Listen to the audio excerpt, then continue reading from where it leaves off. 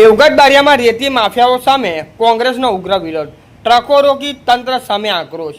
દેવગઢ બારિયા નગરમાં બેફામ ઝડપે પસાર થતી રેતી ભરેલી ટ્રકો સામે કોંગ્રેસ દ્વારા ઉગ્ર વિરોધ નોંધવામાં આવ્યો હતો।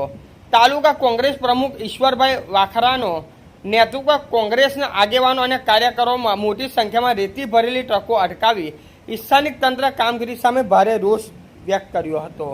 વિરોધ દરમિયાન કોંગ્રેસના આગેવાનો ખાણ ખનીજ વિભાગના અધિકારીઓ સાથે ચેનપુર વિસ્તારમાં પહોંચ્યા હતા, ત્યારે ચાલી રહેલા ગેરકાયદેસર રેતી ખોદકામ સામે કડક વિરોધ નોંધાવવામાં આવ્યો હતો।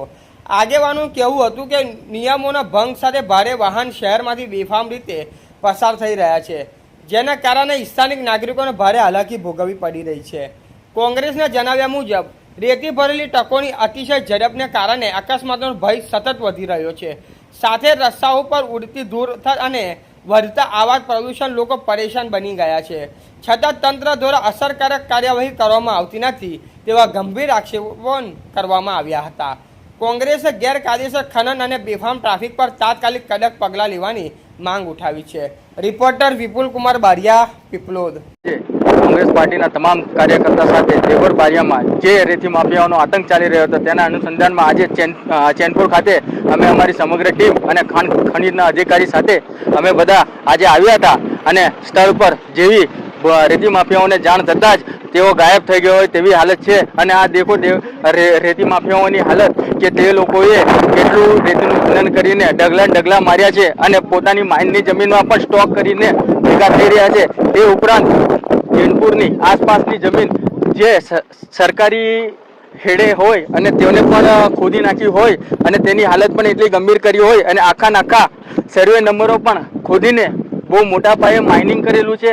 તે બાબતની પણ અમે રજૂઆત કરી, પરંતુ અહીંયા કોઈ માલિક હાજર ના હોય અને તેની કોઈ પણ પ્રકારની જવાબદારી સરકારી તંત્ર લેવા રાજી ના હોય અને એવું કહેવામાં આવે છે કે જ્યાં સુધી અહીંયા તલાટી કે સરપંચ હાજર આવીને જે સર્વે નંબરના માલિક કોણ છે તેની માહિતી અમારી જોડે ના હોય તે માટે અમે કોઈ પણ જાતની કાર્યવાહી કરી શકતા નથી।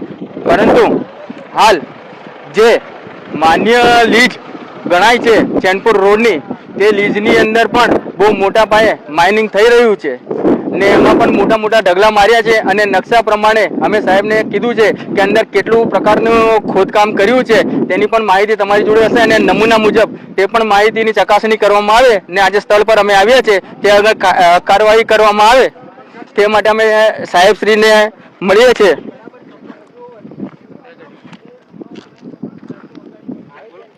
સાહેબ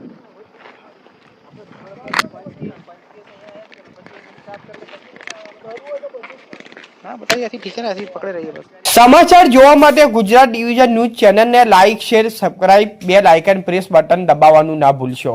ધન્યવાદ।